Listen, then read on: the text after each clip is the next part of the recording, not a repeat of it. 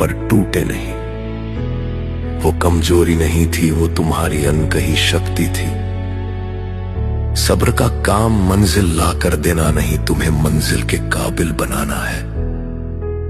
आज जो अधूरा लगता है, कल वही तुम्हारी कहानी का सबसे चमकदार दृश्य बनेगा। बस टिके रहो। कुदरत अपनी स्क्रिप्ट किसी को दिखाकर नहीं लिखती, पर जब मोड़ देती है तो पूरी दुनिया ताली बजाती है। पर टूटे नहीं। वो कमजोरी नहीं थी, वो तुम्हारी अनकही शक्ति थी। सब्र का काम मंजिल ला कर देना नहीं, तुम्हें मंजिल के काबिल बनाना है।